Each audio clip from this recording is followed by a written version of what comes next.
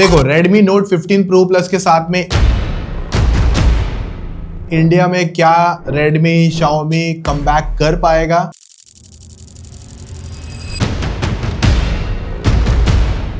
क्योंकि जो स्पेसिफिकेशंस वगैरह तो चलो ठीक है, बट जो प्राइसिंग है ना वो यहाँ पर इंडियन यूजर के हिसाब से तो नहीं रखी है। क्या है, कैसा है, पॉजिटिव नेगेटिव पूरा समझते हैं। इस बार का जो डिजाइन है वो डेफिनेटली लास्ट ईयर से चेंज हुआ है और इस बार का फोन मैं कहूंगा चौड़ा हो चुका है। यहाँ से ना ऐसा बड़ा बड़ा लगता है और जब हाथ में फोन पकड़ोगे ना तो इमर्सिव फील तो देता है। चारों तरफ के कर्व भी है ना वो मिनिमल वाले कर्व है जो एक यूजर को परेशान नहीं करते, क्योंकि जो बाहर वो बाद में टेम्पर्ड वेम्पर्ड खरीदना होता है ना मिलता नहीं है। इसके लिए एक बार फिर भी मिल जाएगा। देखो इंडिया में ये फोन है ना अक्टूबर के आसपास लॉन्च होगा। मेरे हाथ में लगा था, मैं सोचा कि थोड़ी सी बातें और चीजें बता के अलर्ट ही कर ले कि कहां पर कैसी चीजें सिनारियो सही बैठती है कि नहीं। सबसे पहले डिस्प्ले देखोगे ना तो ये बड़ा साइज है और इसकी जो डिस्प्ले ब्राइटनेस है वो भी अच्छी है, हर्ट्स वगैरह भी प्रॉपर आते हैं। डिस्प्ले पे कंटेंट देखोगे इमर्सिव भी लगेगा। और रही बात साउंड में तो डुअल आता है, बहुत ज्यादा फायरी स्पीकर है। अगर मैं इसमें आपको छोटा सा एग्जांपल दिखाऊं, अभी फॉर एग्जांपल ये वीडियो देखो 50% पर रुद्र एस पावर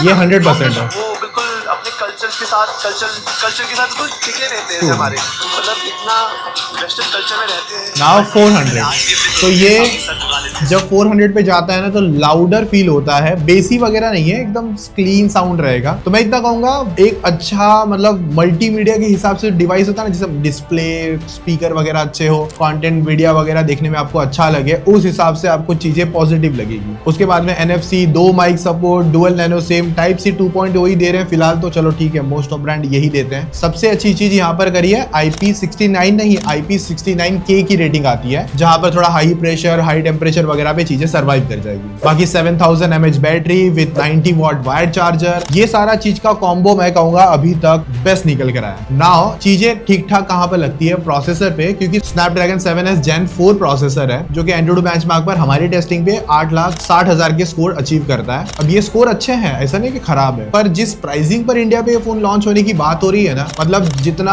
अजम करके रखा है ऑफर तक आपको 30,000 तक मिल सकता है या 32 तक भी जा सकता है, वरना इसकी बेस प्राइसिंग जहां तक पता है 35,000 आएगी। और 35,000 पर प्रॉब्लम ये है कि ये फोन परफॉर्मेंस सेंट्रिक नहीं बनता। और देखो Redmi Xiaomi का फिलहाल मुझे जो इशू यही देखने मिल रहा है, खास करके Redmi को लेकर, क्योंकि एक टाइम पे देखो क्या ही क्रेजी फोन बनाते थे Realme और Redmi, ये दोनों में इतना ज्यादा कंपटीशन भी था और इतने ज्यादा फोन अच्छे थे, खास करके 10 सीरीज तक। उसके बाद में पता नहीं दोनों को क्या हुआ, Realme को क्या हुआ और Redmi को क्या हुआ, डोंट नो। इन्होंने अपनी प्राइसिंग चेंज कर दी और उसके बाद में परफॉर्मेंस भी छोड़ दी। Realme एटलीस्ट कभी कभार एक अच्छा कैमरा ऑप्शन तो ला ही देता है और अच्छी बैटरी वगैरह ला देता है। और अभी इनका हाल देखोगे ना, जो 20,000 में पहले नोट सीरीज आती थी ना, पहले वो 25 पे गई, फिर वो 30 पे गई और अभी मुझे लग रहा है कि 35,000 तक जाने वाला है। और मेरे पास जो इनका लास्ट ईयर का 14 Pro Plus वगैरह सब कुछ है, मैंने ना उसको पूरे साल में कभी यूज ही नहीं करा, ना कभी निकाला। मेरे पास वो फोन फ्रेश का फ्रेश पड़ा है, बस एक वीडियो बनाई उसके बाद में डिवाइस रख दिया। इस तरीके का बुरा हाल है, मतलब देखने का मन ना करे। रीजन ये है कि जो लोग बात नहीं कर रहे हैं डिवाइसेस को लेकर, क्योंकि प्राइसिंग इतना एग्रेसिव है, कोई कमेंट में पूछ ही नहीं रहा है कि भाई Redmi Note 14 Pro को खरीदे कि नहीं, Pro Plus को खरीदे कि नहीं, कंसिडर भी हो या ना हो, कोई बात ही नहीं कर रहा। क्योंकि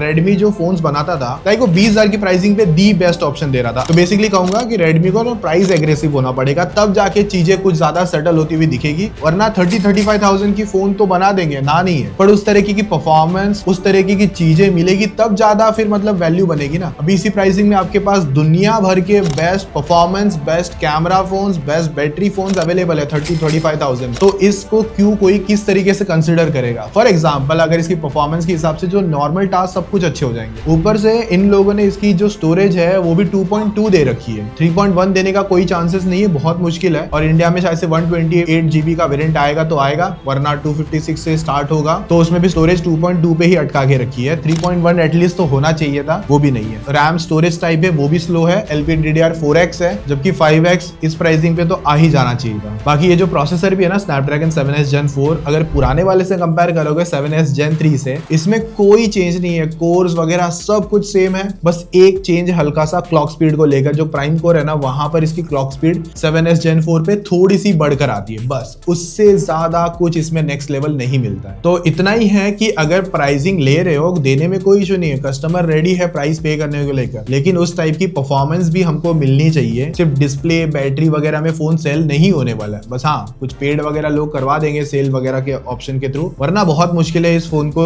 सेल होना इंडिया के अंदर। सो एट दी एंड देखो, मैं ज्यादा बात लंबी नहीं खींचूंगा, ये प्रोसेसर नॉर्मल टास्क थोड़े बहुत हैवी टास्क करवा देगा, बट हैवी एंड और प्रॉपर गेमिंग फोन या गेमिंग परफॉर्मेंस जैसी भी कुछ यहाँ पर एक्सपेक्ट मत करना। अब बहुत लोग बोलेंगे कि सभी लोग गेमिंग फोन नहीं ढूंढते, ठीक है, बट परफॉर्मेंस तो ढूंढते हैं ना, जिस प्राइसिंग में जो चीज आनी चाहिए वो तो मिलनी चाहिए ना, तो वो है नहीं। आगे एंड में कंक्लूजन बताऊंगा कि ये प्राइस इसका बेस्ट क्या होता था। वैसे क्योंकि अगर BGMI की बात निकली है तो वहां पर ये बस सिंपल 60 FPS देता है और सिंपल 60 FPS ये चला देगा, थोड़े बहुत ऊपर नीचे FPS फ्लक्चुएट होते हैं, बट 60 FPS की परफॉर्मेंस अगर आप लेके जाना चाहो तो वो लेके जा सकते हो सिंपल वे में। बाकी इन डिस्प्ले फिंगरप्रिंट सेंसर आता है, नेटवर्क कनेक्टिविटी के नंबर्स भी अच्छे निकल कर आए, सेंसर्स वगैरह जो भी है वो सब कुछ मुझे सही लगे। रही बात मेन कैमरा 50 MP है, OIS के साथ में आता है और 50 MP का एक टेलीफोटो लेंस मिलता है, बट वो 2.5x पर ही है। इसकी कहानी भी थोड़े आगे समझाता हूं अच्छे से। और 8 MP का अल्ट्रा वाइड है और 32 MP का सेल्फी कैमरा आता है। पहले वीडियो अगर जान लो तो 4K 30 में मेन कैमरा से शूट कर सकता है और फ्रंट में 1080p 60 FPS कैप ही है, जो कि एक डाउनग्रेड ही कहूंगा। 1080p 60 या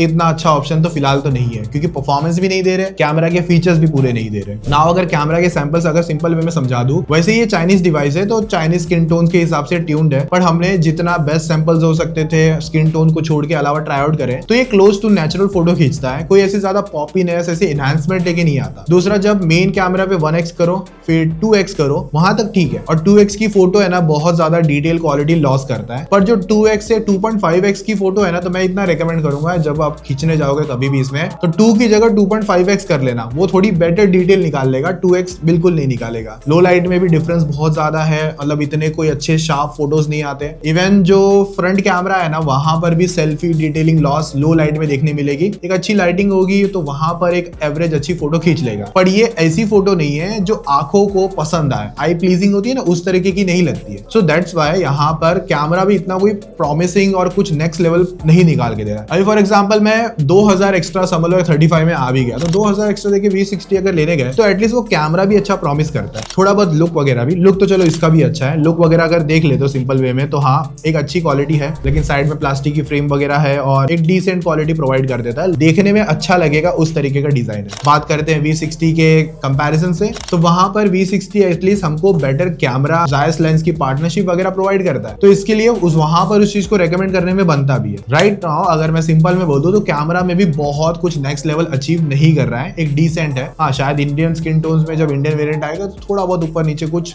इंप्रूव आ सकता है, पर 35,000 के हिसाब से एक दी बेस्ट कैमरा ऑप्शन तो नहीं है। सो अगर मैं फाइनल चीजें सम अप करूं, पॉजिटिव देखोगे लुक है एक बार के लिए, डिस्प्ले भी अच्छा है, स्पीकर अच्छा है, बैटरी का नंबर अच्छा है। रही बात अगर 35,000 या 30,000 तक भी आता है तो परफॉर्मेंस उस लेवल का नहीं है, कैमरा भी उतना लेवल का नहीं है, तो उस तरीके की नेक्स्ट लेवल परफॉर्मेंस भी देखने नहीं मिल रही और बाकी सारी चीजों में भी लैग कर रहा है। तो मेरे हिसाब से यही मैं कहूंगा कि इंडिया में अगर रेडमी को ये फोन के साथ अगर जाना है या रेडमी को ओवरऑल अगर कुछ करना है तो प्राइस सेंसिटिव होना पड़ेगा, मतलब प्राइस एग्रेसिव अच्छा देना पड़ेगा। मेरे हिसाब से इस फोन की बेस्ट प्राइसिंग 22-23 हजार में भी चीजें कंसिडर करी जा सकती है। 25,000 भी अब हो गया ना तो भी मुश्किल है, 30,000 तो पूछना ही मत। मैं तो कभी रेकमेंड नहीं करूंगा, आप लोगों का देख लेना, जिन्होंने रेकमेंड करे होंगे उनके हिसाब से आप अपनी चीजें फाइंड आउट कर सकते हो। बस मेरे लिए यही थॉट थे, ज्यादा इसमें कुछ करने जैसा फोन था भी नहीं फ्रैंकली बोलूंगा तो। बाकी आपको ऑन पेपर ये फोन कैसा लगा है कमेंट्स में अपने थॉट जरूर बता देना, हमारी टेस्टिंग देखे भी कैसा लगा वो भी कमेंट बता देना। इंडियन यूनिट आएगा उसका भी हम डिटेल टेस्टिंग करेंगे, तब तक मजे मारो, मिलते हैं नेक्स्ट वीडियो में, तब तक टेक केयर, बाय।